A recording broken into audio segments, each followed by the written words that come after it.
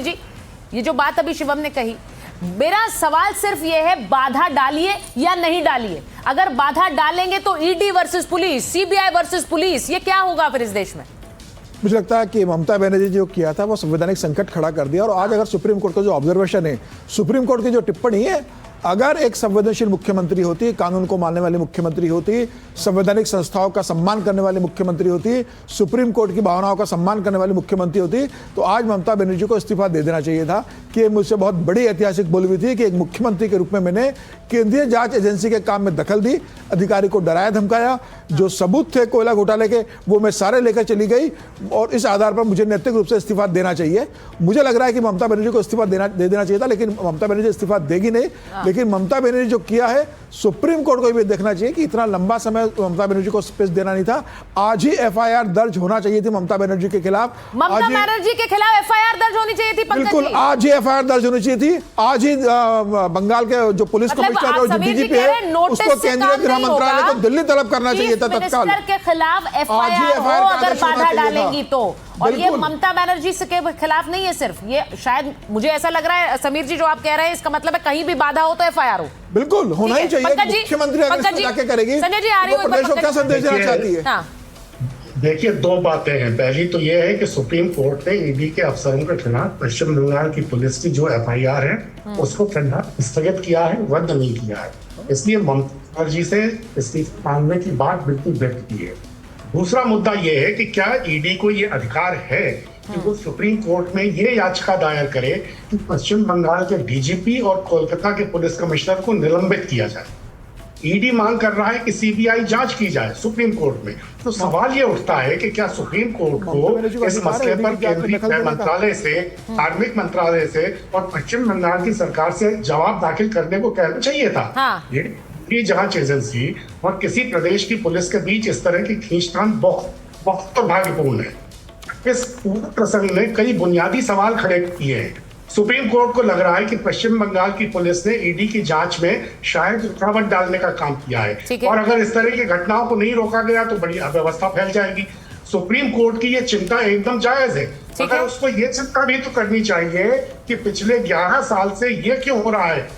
प्रदेश में चुनाव आने के एक आध महीने पहले केंद्र सरकार की जांच एजेंसियां विपक्ष शासित राज्यों में अचानक एक मिनट अभी जो बात लंबित पड़े रहते हैं, तो चुनावों के पहले खोद कर निकालने की तस्की है। इसके पीछे मंशा क्या रहती है? जो बात उन्होंने कही, नहीं शिवम पहले मैं आपसे सवाल पूछूंगी। जो उन्होंने बात कही कि ये भी देखिए कि जहां चुनाव होते हैं वहां पर सेंट्रल एजेंसी क्यों? महाराष्ट्र में अभी आनंद दुबे जी ने कहा वहां भेज दिया आपने संजय राउत के खिलाफ, यहाँ आपने पश्चिम बंगाल में ममता बनर्जी के खिलाफ क्यों करते हैं? हर जगह सेंट्रल एजेंसी चुनाव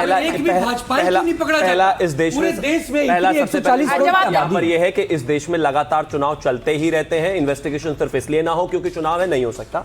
दूसरा ये कि इस विषय को लेकर पीएमएलए को ड्रॉप करने को लेकर, पीएमएलए की जबरदस्ती की इंपोजिशंस को लेकर 35 बार ये कोर्ट जा चुके हैं, आज तक इनको कोई रिलीफ नहीं मिला। तीसरा, जो डीजीपी और कमिश्नर का विषय उठाया वो बात भी सुप्रीम कोर्ट में उठी। सुप्रीम कोर्ट में आज जब बंगाल सरकार की तरफ से दलीलें दी जा रही थी तो दलीलें खत्म हो गई थी। मैं एग्जांपल दे रहा हूं कैसे।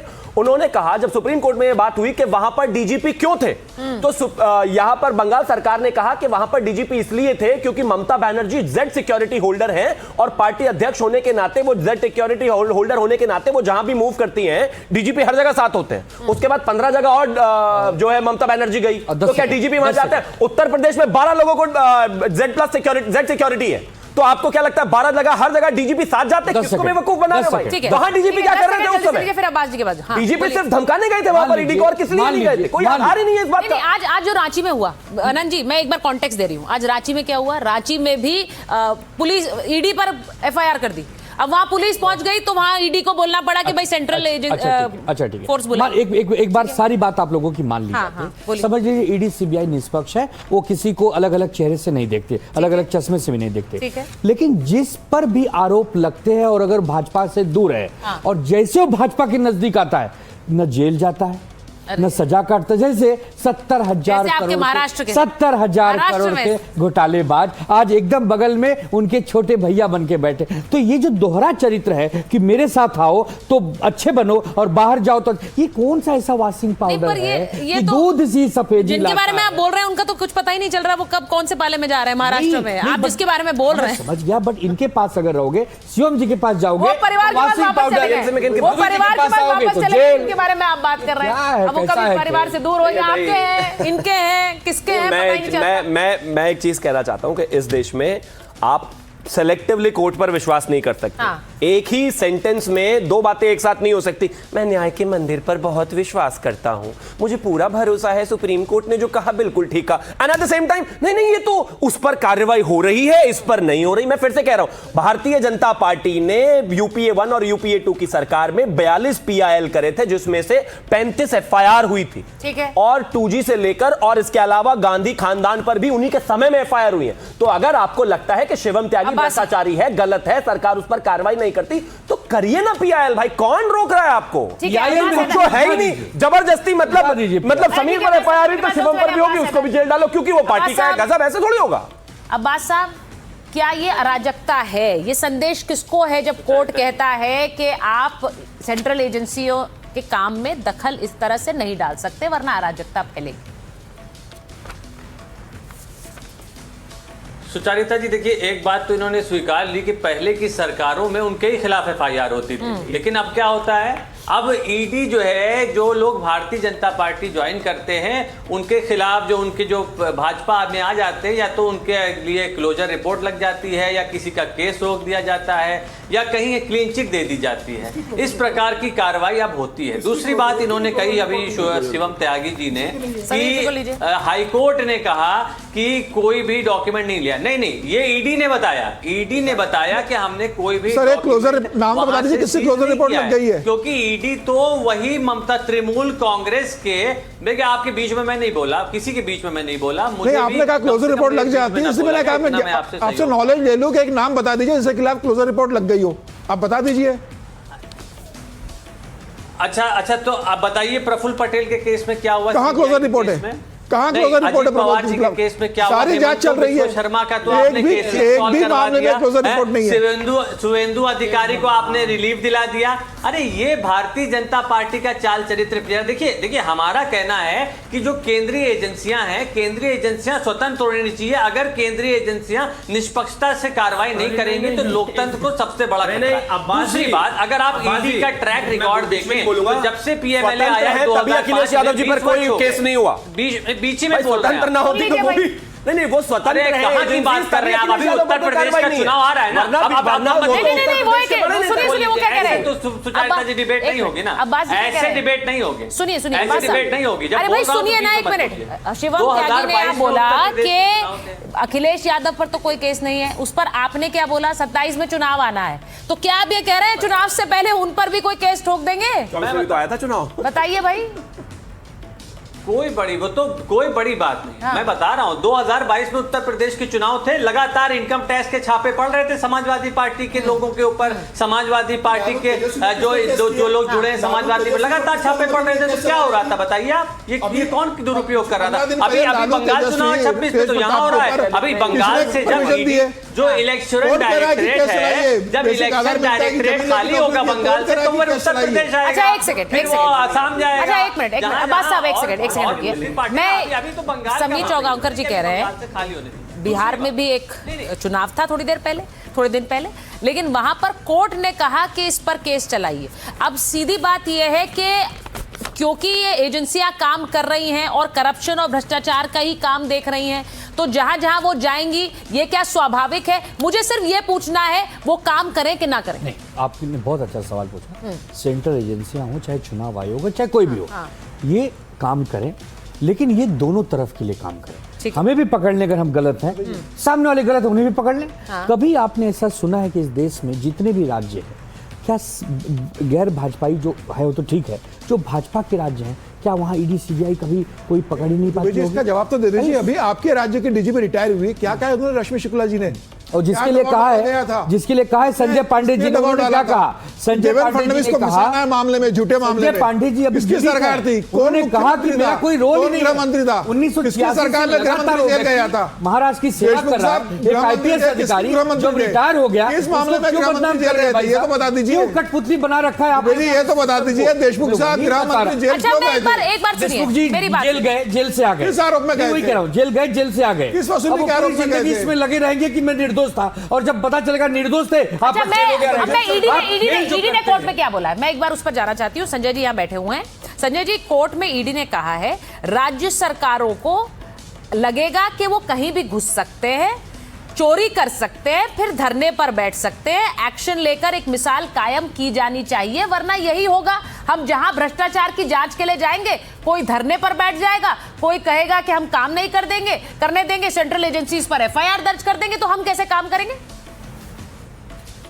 मुश्किल क्या है कि ईडी की सारी बात तो कोर्ट ने सुनी है, हाँ। उसके बाद कोर्ट ने अपनी राय दी है और 2 हफ्ते का नोटिस दिया है, उसका जवाब दिया जाएगा। ठीक। लेकिन आज ये कलकत्ता की कोर्ट में भीड़ बुलाने को लेकर जो बात कही जा रही है, वो भीड़ तो कोर्ट के लिए है ही नहीं। वो तो उस दिन हमारा प्रोसेशन था, रैली थी, उसमें जाने के लिए लोगों को बुलवाया गया था। और आप लोग गलत जानकारी दे रहे हैं। हाईकोर्ट में जो जज होते हैं, कोर्ट खाली करवाने के उनके लिए छुटकी का खेल है। एक ऑर्डर एक उनके मुंह से निकलना चाहिए, नहीं, आप गलत बोल रहे हैं। पूरा खाली हो जाएगा। ये गलत बोल रहे हैं, बोल नहीं सकते हैं। ये बोल क्या झूठ बोल बात रहे कर रहे हैं?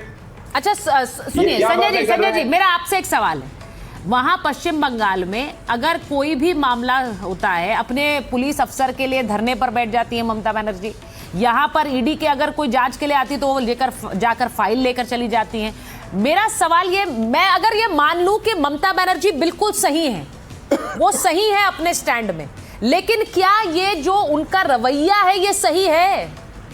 सुचरिता जी एक तो चरिता जी मुझे बताइए, हाँ। 2020-21 का मामला है, उसमें आज उस व्यक्ति के पास रेड करी जा रही है जो उस समय आईटेक का बॉस था ही नहीं। उस समय आईटेक का लीडरशिप तो किसी और के हाथ में थी।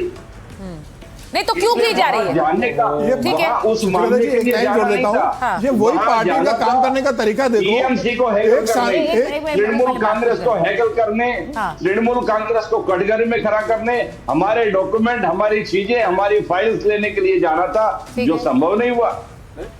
आज यदि हम इस मंच के पार्टी माध्यम कैसी से है?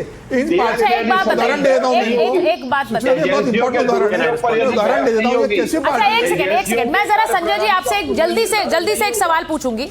आपकी फाइल में ऐसा क्या था जिसके जरिए बीजेपी इंफॉर्मेशन हासिल कर सकती थी जो चुनाव को अफेक्ट करता? बताइए जरा। हमारी फाइल में वही रिपोर्ट थी जो भाजपा प्रदेश कार्यकारिणी में पिछले दिनों चर्चा हुई थी।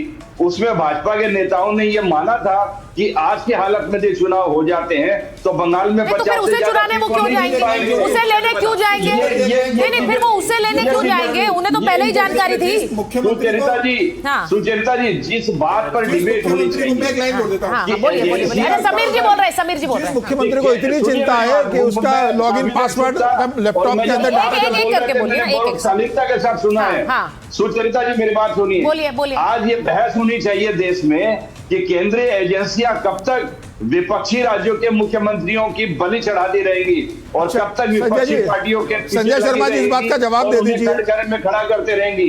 ठीक है, अब समीर जी सवाल पूछ रहे हैं। प्रणाली को निर्धारण करने की आवश्यकता है, इस बात का जवाब नए दिशा निर्देश दिए जाने की आवश्यकता है, वरना देश में ऐसे हालात पैदा होंगे। आप कह रहे हो कि आपके कॉन्फिडेंशियल अधिनायकवादी सरकार ने संजय शर्मा जी जो ऑब्स्टेकल देश संजय शर्मा ठीक है, मैं बड़ी खबर बता रही हूँ समीर जी, उसके बाद रिस्पॉन्ड करिए। बड़ी खबर यह है कि पश्चिम बंगाल के राज्यपाल सीवी आनंद बोस ने सुप्रीम कोर्ट के निर्देश पर कहा है कि यह दिखा रहा है कि देश में कानून का शासन है, कोई भी कानून को अपने हाथ में नहीं ले सकता। जो भी कानून को अपने हाथ में लेने की कोशिश करेगा उसे जवाब देना होगा।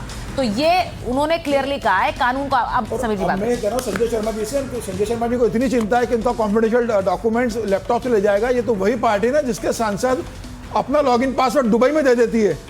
तब ममता बनर्जी कार्रवाई नहीं करती। इनके एक सांसद तो ई स्मोकिंग ये के वही लोकसभा के पार्टी अंदर है, ये पकड़ाई वही में आ पार्टी है गए, जिसको तब ममता बनर्जी कार्रवाई नहीं करती। तो ये जिस तरीके इनका व्यवहार है लोकसभा के अंदर उनके सांसदों का, मुख्यमंत्री का व्यवहार कैसा हो, सब जानते हैं। ठीक है, मेरी कोशिश देखिए, मेरी एक अनुरोध है, आप लोग सब एक एक करके बात करिए, ऐसे बात नहीं जाती है और ये बड़ा डिस्ट्रैक्टिंग होता है किसी के लिए जो सुन रहा है। तो संजय जी, मैं जरा एक एक करके सबको समय देना चाह रही हूँ।